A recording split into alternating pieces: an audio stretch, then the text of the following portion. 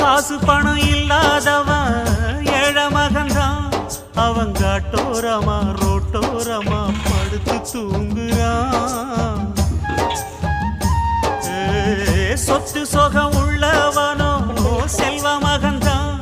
அவன் பஞ்சு மெத்த போட்டிருந்தும் முழிச்சு ஏங்குறான். எது மற்ற பேர்களுக்கு ஏது கவலை?